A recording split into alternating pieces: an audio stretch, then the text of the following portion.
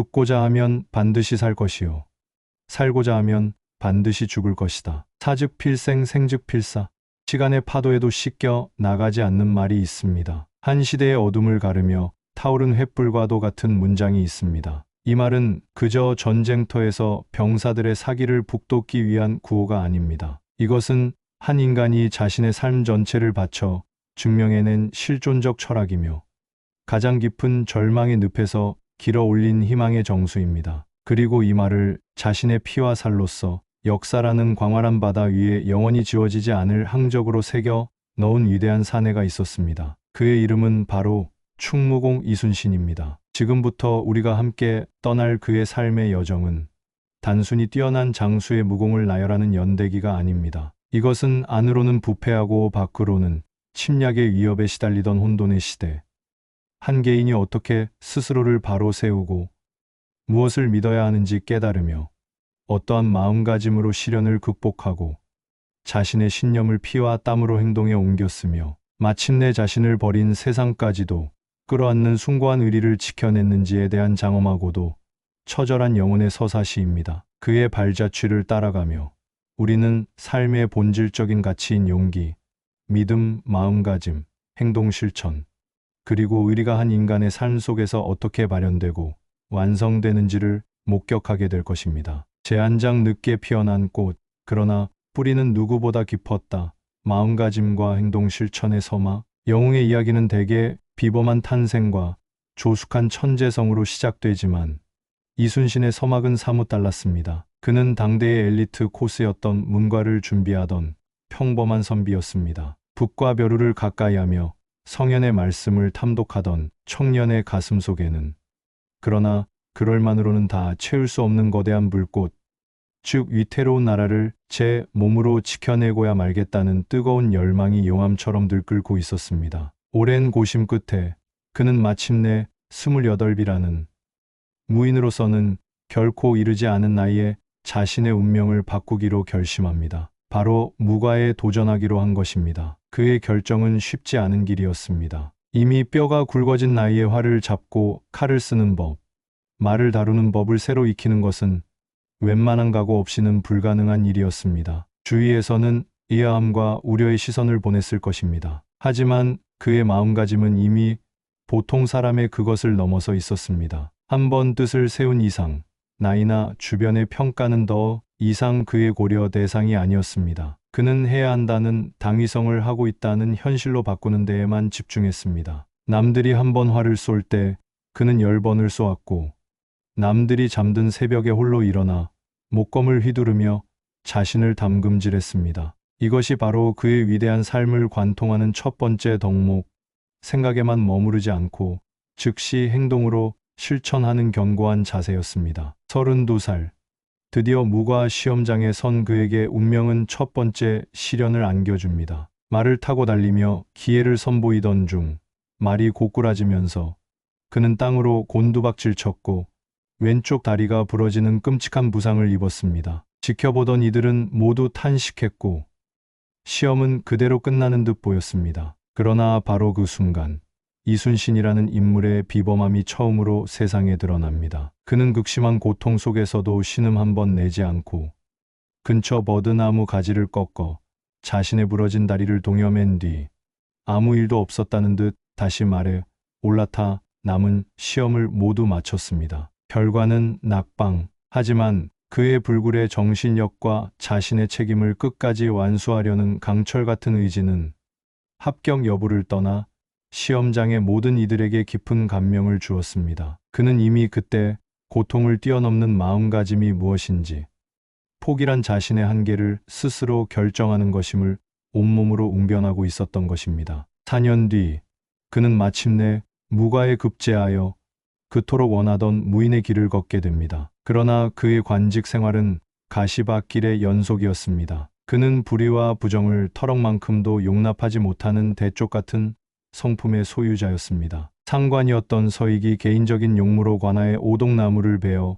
검은고를 만들려 하자 관아의 물건은 나라의 것이니 사사로이 쓸 수 없다며 단칼에 거절한 일화는 유명합니다. 이런 그의 강직함은 늘 부패한 권력자들의 눈에 가시가 되었습니다. 아첨과 연줄이 판치던 시대의 원칙과 소신을 굽히지 않았으니 번번이 미움을 사고 모함을 받아 변방의 오지로 좌천되거나 파직의 고배를 마시는 것은 어쩌면 당연한 결과였습니다. 하지만 그 고난의 시간들은 결코 그에게 헛되지 않았습니다. 오히려 그 시간은 훗날 닥쳐올 거대한 국난의 파도를 막아낼 방파제를 쌓는 과정이었습니다. 함경도 변방에서는 여진족과의 실전을 통해 냉혹한 전장의 생리를 체득하고 전략가로서의 기량을 갈고 닦았으며, 전라도의 여러 고을에서는 백성들의 피폐한 삶을 직접 목격하며 이정자의 본분이 무엇인지를 뼈에 새겼습니다. 편안하고 안락한 길 대신 고되고 험난한 길을 걸으며 그가 쌓아 올린 경험과 사명감은 그 어떤 이론서보다도 값진 자산이 되어 그의 내면을 단단하게 채워가고 있었습니다. 제두장 폭풍 전야, 홀로 등불을 밝히고 성벽을 쌓다 믿음과 행동 실천의 구현. 1591년 이순신은 그의 인생의 전환점이 된 전라좌도 수군절도사에 임명됩니다. 연이은 파직과 좌천을 거듭하던 그에게는 실로 파격적인 승진이었습니다. 이는 그의 됨됨이와 능력을 일찍부터 눈여겨본 서에 류성룡의 강력한 청거 덕분이었습니다. 당시 조선은 200년에 가까운 평화에 도취되어 있었습니다. 국방은 해이해질 대로 해이해졌고 군비는 형편없었으며 대부분의 관료들은 코앞에 닥친 위협을 외면하고 있었습니다. 바다 건너 일본에서는 원숭이라 불리던 도요토미 히데요시가 피비린내 나는 전국 시대를 통일하고 그 넘치는 에너지를 외부로 분출할 곳을 찾고 있었습니다. 그의 칼끝이 조선을 향하고 있다는 사실은 공공연한 비밀이었지만 조정은 당파 싸움에 여념이 없었고 백성들은 그저 하루하루의 삶의 허덕일 뿐이었습니다. 그러나 이순신은 달랐습니다. 그의 눈에는 시대를 꿰뚫는 해안이 있었습니다. 그는 평화의 이면에 도살인 전쟁에 짙은 그림자를 보았습니다. 그는 부임하자마자 마치 내일 당장이라도 전쟁이 터질 것처럼 행동했습니다. 그가 마주한 전라좌 수영의 현실은 참담함 그 자체였습니다. 군함은 썩어 문드러지고 있었고 무기고의 창칼은 시뻘겋게 녹슬어 있었으며 병사들은 훈련은커녕 군역을 피하기에 급급했습니다. 절망적인 상황 앞에서 그는 좌절하거나 남 탓을 하며 시간을 허비하지 않았습니다. 대신 그는 한치의 망설임도 없이 자신이 해야 할 일을 행동으로 실천해 나갔습니다. 이것은 곧 다가올 국난으로부터 무고한 백성들을 지켜내야 한다는 자기 자신과 역사에 대한 믿음의 구체적인 구현이었습니다. 첫째, 그는 낡은 함대를 정비하고 새로운 군함을 건조했습니다. 특히 그는 기존의 주력함이던 판옥선을 더욱 견고하게 개량하는 한편 기술자 나대용과 같은 인재들과 머리를 맞대고 밤샘 연구를 거듭한 끝에 세계의 전사의 길이 남을 불멸의 걸작 거북선을 탄생시켰습니다. 단단한 철갑으로 베이 등 부분을 덮어 적의 조총과 화살을 완벽하게 막아내고 용의 머리에서는 유독한 연기를 뿜어내 적의 시야와 전의를 꺾으며 베이 사방에는 총통을 장착하여 그 자체가 하나의 움직이는 해상 요새와도 같은 위용을 자랑했습니다. 거북선은 그의 창의적인 발상과 미래를 내다보는 해안, 그리고 불가능해 보이는 상상을 현실로 만들어내는 그의 압도적인 실천력을 상징하는 결정체였습니다. 둘째,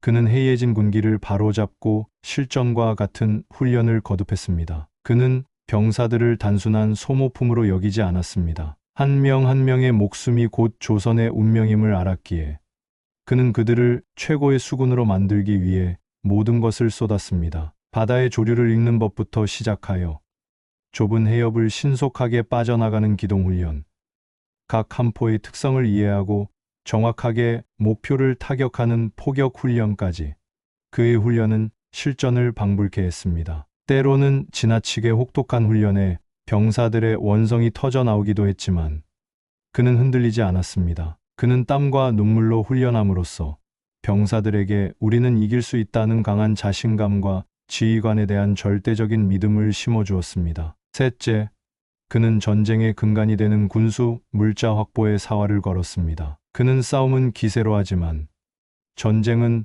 돈과 식량으로 한다는 본질을 꿰뚫고 있었습니다. 그는 수군 기지 주변에 둔전을 일구어 병사들이 직접 농사를 짓게 하여 군량을 자급자족하게 했고 어염 생산을 통해 군비를 확충했으며 끊임없이 화약과 무기를 제조하고 비축했습니다. 이러한 그의 행보는 평화에 젖어 있던 다른 관료들의 눈에는 유별나고 요란스러운 것으로 비쳤을지도 모릅니다. 하지만 그는 묵묵히 자신의 길을 갔습니다. 모두가 깊은 잠에 빠져 있을 때 홀로 등불을 밝히고 성벽을 보수하며 다가올 거대한 폭풍우에 대비하고 있었던 것입니다. 그의 이 외로운 준비는 곧 수백만 백성의 목숨을 구원할 위대한 서막이었습니다. 제사장 바다의 신이 되어 절망을 희망으로 바꾸다 용기와 믿음의 발현. 1592년 4월 13일 이순신이 그토록 우려하던 일이 마침내 현실이 되었습니다. 20만에 달하는 일본군이 700여 척의 배를 타고 부산 앞바다를 새까맣게 뒤덮었습니다. 임진왜란의 시작이었습니다. 제대로 된 준비가 없었던 조선의 육군은 그야말로 추풍낙엽처럼 쓰러져 나갔습니다. 부산짐과 동래성이 단 하루 만에 함락되었고 불과 20일 만에 수도 한양이 적의 손에 넘어갔으며 임금인 선조는 백성을 버리고 의주를 향해 파천하는 역사상 가장 치욕적인 사태가 벌어졌습니다. 나라는 순식간에 아수라장이 되었고 백성들은 절망과 공포 속에서 울부짖었습니다. 온 국토가 무너져 내리는 절망적인 소식이 연일 전해져 오는 가운데 모두가 패배감에 휩싸여 있을 때 마침내 남쪽 바다에서 이순신의 함대가 움직이기 시작했습니다. 그에게 어찌 두려움이 없었겠습니까? 적의 기세는 하늘을 찌를 듯했고 아군의 사기는 땅에 떨어져 있었습니다. 그러나 그의 용기는 두려움이 없는 무모함이 아니었습니다. 그것은 죽음의 공포를 정면으로 응시하면서도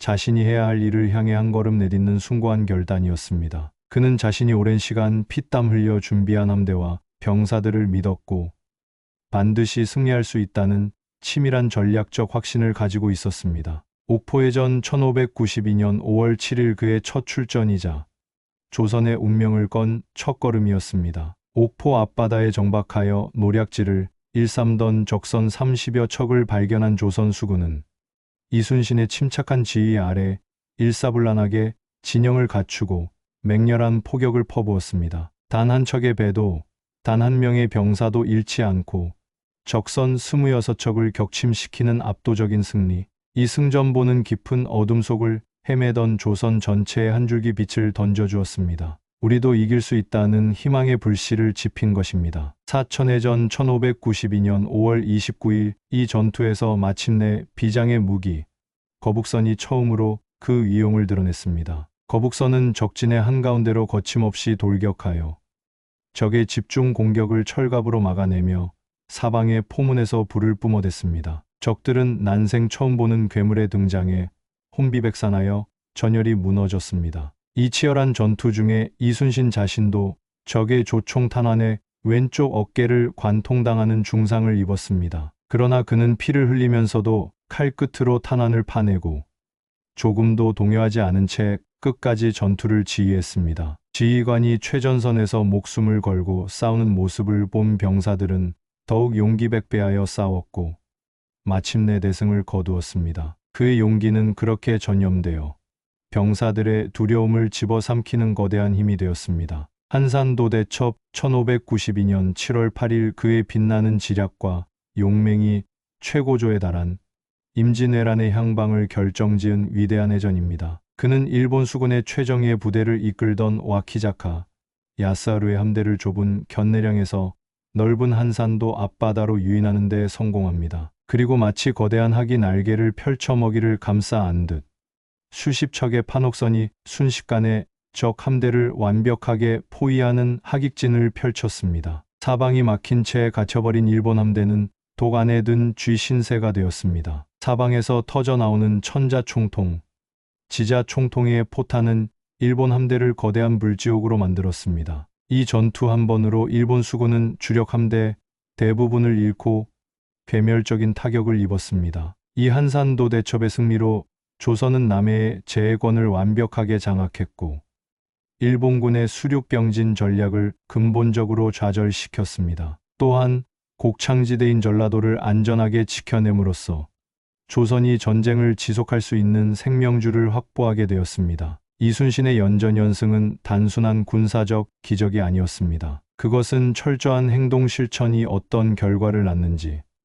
지휘관의 확고한 믿음이 병사들에게 어떤 용기를 불어넣는지, 그리고 절망적인 상황 속에서도 냉철한 마음가짐과 지략이 어떻게 불가능을 가능으로 바꾸는지를 보여주는 생생한 교과서였습니다. 그는 이미 바다 위에서 삶과 죽음의 경계를 넘나들며 필사즉생 필생즉사의 정신을 몸소 실천하고 있었습니다. 제내장 시련의 한복판에서 지켜낸 흔들리지 않는 의리 믿음과 의리의 증명, 구국의 영웅, 백성의 살아있는 신, 이순신을 향한 찬사는 날이 갈수록 높아졌습니다. 하지만 빛이 강할수록 그림자 또한 짙어지는 법, 그의 눈부신 공적은 무능한 자들의 시기심과 조정의 정치적 견제를 불러일으키는 불씨가 되었습니다. 특히 같은 수군 장수이면서도 성품이 포악하고 무능했던 원균은 끊임없이 이순신을 폄하하고 그의 공을 깎아내리기 위해 온갖 모략을 일삼았습니다. 조정 내에서도 이순신의 통제 불가능한 명성과 막강한 군사력에 불안감을 느끼는 세력들이 그를 제거할 기회만을 엿보고 있었습니다. 마침내 일본군이 고니시 유키나가를 미끼로 가토 기요마사가 바다를 건너올 것이니 이순신을 보내 그를 잡으라는 교활한 이간계를 펼쳤습니다. 이순신은 이것이 명백한 적의 함정임을 간파하고 출동 명령에 신중을 기해야 한다고 주장했지만 이미 그의 말을 듣지 않기로 작정한 선조와 조정은 그를 명을 어긴 죄인으로 몰아세웠습니다. 구국의 영웅은 하루아침에 대역죄인이 되어 포승줄에 묶인 채 한양 의금부로 압송되었습니다. 그를 기다리고 있던 것은 혹독한 고문과 끝없는 신문이었습니다. 내가 왕이 되려 하느냐는 식의 터무니없는 모함 속에서 그의 몸과 마음은 만신창이가 되어갔습니다. 나라를 위해 목숨을 걸고 싸운 그에게 돌아온 것은 배신과 치욕, 그리고 차가운 쇠사슬 뿐이었습니다. 보통 사람이라면 이 지점에서 무너져 내렸을 것입니다. 깊은 절망과 배신감에 사로잡혀 자신을 버린 나라를 저주하고 모든 것을 포기했을 것입니다. 그러나 이순신은 달랐습니다. 그는 정강이 뼈가 부러지는 끔찍한 고문 속에서도 결코 자신의 충심을 굽히지 않았으며 나라에 대한 원망 대신 위태로운 국군을 걱정했습니다. 이것이야말로 그의 의리가 가장 숭고하게 빛나는 순간입니다. 그의 의리는 칭찬이나 보상을 조건으로 하는 값싼 것이 아니었습니다. 나라가 자신을 알아주든 버리든 심지어 자신을 죽이려 할지라도 무고한 백성과 이 땅을 지켜야 한다는 그의 신념은 그 어떤 시련 앞에서도 흔들리지 않았습니다. 판중 추부사 정탁을 비롯한 몇몇 신하들의 목숨을 건 상소 덕분에 그는 간신히 죽음은 면했지만 그에게 내려진 처분은 모든 관직을 박탈당하고 일개 병사로서 군역에 종사하라는 백의종군이었습니다. 삼도수군 통제사에서 한낱 이름 없는 병졸로의 추락, 그 모멸감과 수치심은 상상조차 하기 어렵습니다. 그러나 그는 묵묵히 그 형벌을 받아들였습니다. 자신을 모함하고 그 자리를 차지한 원균의 지휘 아래 그는 남루한 옷을 입고 묵묵히 자신의 소임을 다했습니다. 그 와중에도 권율 도원수의 막하에서 군사적 조언을 아끼지 않았으며 남해안 일대를 직접 돌아보며 지형과 민심을 살폈습니다. 그의 백의종군 여정은 패배자의 쓸쓸한 행군이 아니라 가장 낮은 곳에서 나라의 현실을 직시하고 재기를 다짐하는 성찰의 시간이었습니다. 한편 이순신이 없는 조선 수군은 선장 잃은 배와 같았습니다. 오만하고 무능한 원균은 이순신이 피땀으로 일군 함대와 병사들을 이끌고 무모하게 출정했다가 칠천량해전에서 일본군의 계략에 빠져 처참하게 대패하고 맙니다. 거북선을 포함한 200여 척에 달하던 조선의 함대는 단 몇 척만을 남기고 전멸했으며 수많은 장수와 병사들이 목숨을 잃었습니다. 조선 수군이 완전히 괴멸된 것입니다. 이 참담한 소식에 조정은 경악했고 그제야 자신들의 어리석음을 뼈저리게 깨달았습니다. 다급해진 조정은 염치불고하고 모든 것을 잃은 잿더미 위에서 또다시 이순신을 찾았습니다. 그를 다시 삼도수군 통제사로 임명한 것입니다. 제5장 13척의 배, 13척의 희망, 절대적 용기와 초인적 마음가짐. 다시 삼도수군 통제사로 임명된 교지를 받아든 이순신 앞에는 그야말로 절망적인 현실만이 펼쳐져 있었습니다. 그가 수습한 배는 7천량의 참화에서 겨우 살아남은 12척뿐이었습니다. 나중에 백성들이 숨겨두었던 한 척이 더 합류하여 총 13척. 이것이 조선 수군의 전부였습니다. 반면 7천량의 전의 승리로 기세가 하늘을 찌르던 일본 수군은 300척이 넘는 대함대를 이끌고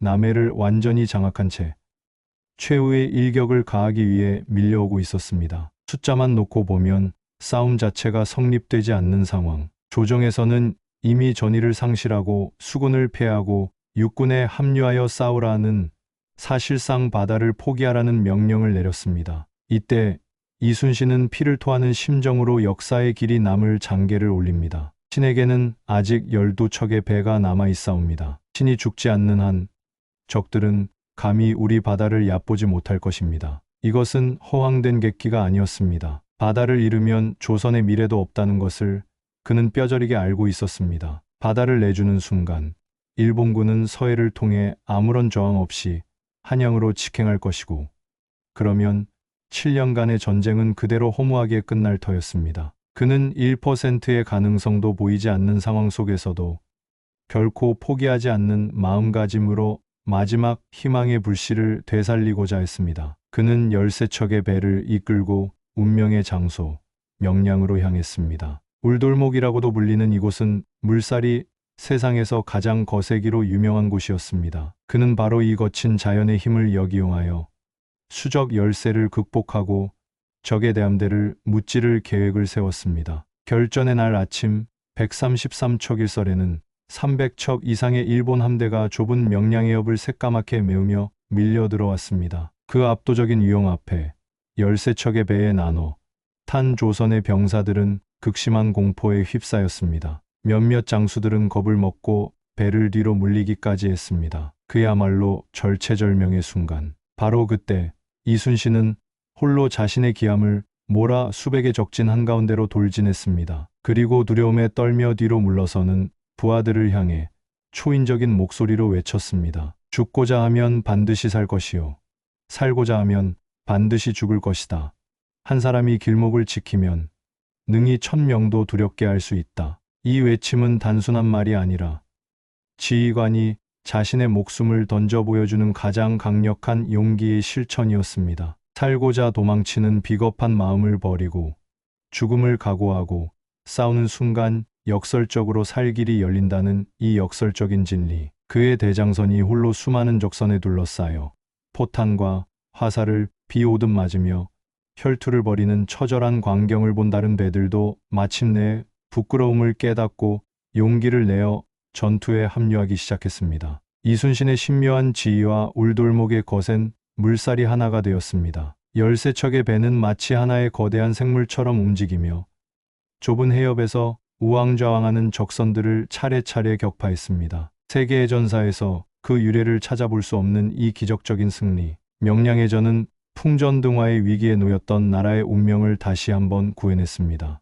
이 전투는 이순신이라는 한 인간의 용기, 지략, 그리고 초인적인 마음가짐이 빚어낸 인간 승리의 가장 위대한 극점이었습니다. 제6장 마지막 출전, 그리고 영혼으로 지켜낸 의리. 명량의 기적 이후 전세는 완전히 뒤바뀌었습니다. 재건된 조선 수군은 남해의 제해권을 다시 장악하고 일본군의 보급로를 완벽하게 차단하며 그들의 숨통을 조여갔습니다. 일본군의 침략을 주도했던 도요토미 히데요시가 병으로 죽자 마침내 일본군은 본국으로의 총퇴각을 결정했습니다. 7년간의 지독했던 전쟁이 드디어 끝을 향해 달려가고 있었습니다. 많은 이들이 이제 싸움이 끝났으니 안도해야 한다고 생각했지만 이순신의 생각은 달랐습니다. 그의 가슴 속에는 이 땅을 무참히 짓밟고 수많은 백성을 죽음으로 내몬 적들을 단 한 명도 곱게 돌려보내서는 안 된다는 비장한 결의가 불타고 있었습니다. 이것은 단순한 복수심이 아니었습니다. 여기서 적을 철저하게 섬멸하여 다시는 이 땅을 넘볼 엄두조차 내지 못하게 만들어야 한다는 것. 그것이 바로 후손들에게 평화로운 땅을 물려주기 위한 그의 마지막 일이었습니다. 1598년 11월 그는 명나라 수군과 연합함대를 꾸려 퇴각하는 일본군의 마지막 함대를 노량 앞바다에서 가로막았습니다. 그의 생애 마지막 전투, 노량의 전이었습니다. 칠흑 같은 어둠 속에서 벌어진 이 전투는 임진왜란 7년의 모든 원한과 분노가 폭발하는 가장 치열하고 처절한 싸움이었습니다. 이순신은 뱃머리에서 직접 독전고를 울리며 병사들을 독려했고, 조선과 명예연합함대는 퇴각하는 적을 섬멸하기 위해 맹렬한 공격을 퍼부었습니다. 전투가 최고조에 달했던 그 순간, 어디선가 날아온 적의 총탄 한 발이 그의 왼쪽 가슴을 깊숙이 꿰뚫었습니다. 죽음을 직감한 그는 쓰러지는 순간에도 자신을 부축하는 아들과 조카에게 마지막 유언을 남겼습니다. 싸움이 한창 급하니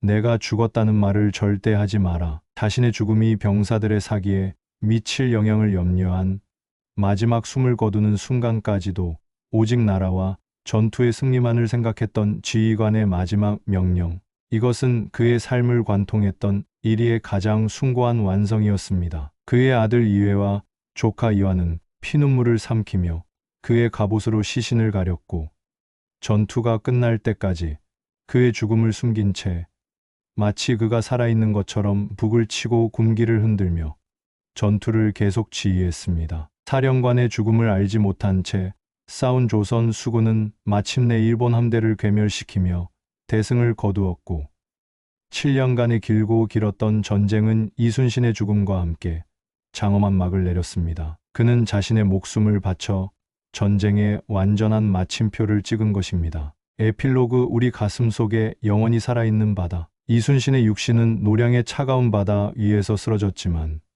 그의 정신과 이야기는 500년의 세월을 뛰어넘어 오늘을 살아가는 우리에게 여전히 깊고 묵직한 울림을 줍니다. 그의 삶은 끊임없이 우리에게 묻고 있습니다. 당신은 현실에 안주하지 않고 더 나은 내일을 위해 부단히 자신을 갈고 닦으며 행동으로 실천하고 있는가? 불확실한 미래 앞에서 절망하기보다 치밀하게 준비하며 할 수 있다는 굳건한 믿음을 다지고 있는가? 인생의 시련과 역경 앞에서 주저앉지 않고 그것을 딛고 일어설 강인한 마음가짐을 가지고 있는가? 불의와 부조리 앞에서 침묵하지 않고 기꺼이 맞서 싸울 진정한 용기가 있는가? 그리고 마지막으로 나 자신과 우리가 속한 공동체를 향한 따뜻하고도 책임감 있는 일의를 굳건히 지키고 있는가? 이순신은 단지 위대한 전쟁 영웅이 아니었습니다. 그는 자신의 원칙과 신념을 목숨처럼 지켜낸 한 명의 철인이었고, 세상이 자신을 버렸을 때조차 세상을 버리지 않았던 진정한 의인이었으며, 절망의 잿더미 위에서 희망이라는 기적을 창조해낸 위대한 실천가였습니다. 그가 남긴 필사즉생 필생즉사의 외침은 비단 전쟁터에서뿐만 아니라 안락함에 중독되기 쉬운 우리의 일상에 경종을 울립니다. 눈앞의 편안함과 이익만을 좇아 살고자 하면 결국 영혼은 죽어갈 것이며, 힘들고 어려운 길이라 할지라도 올바른 가치와 대의를 위해 자신을 던질 죽을 각오로 임할 때 역설적으로 삶은 가장 찬란하게 빛날 수 있다는 진리를 말입니다. 오늘 당신의 인생이라는 바다 위에서 거센 풍랑을 만나 방향을 잃고 헤매고 있다면, 칠흑 같은 어둠 속에서 한 줄기 빛이 간절하다면 고개를 들어 남쪽 바다를 보십시오. 그곳에는 불멸의 영웅 이순신이 있습니다. 그의 용기와 믿음, 마음가짐과 행동 실천, 그리고 자신을 넘어 세상을 향했던 숭고한 의리가 당신의 등대가 되어 가장 어둡고 사나운 파도를 헤쳐나갈 힘과 지혜를 줄 것입니다. 그의 이야기는 박물관에 갇힌 낡은 역사가 아니라 우리 모두의 가슴 속에서 영원히 살아 숨쉬며 파도치는 현재 진행형의 서사시이기 때문입니다.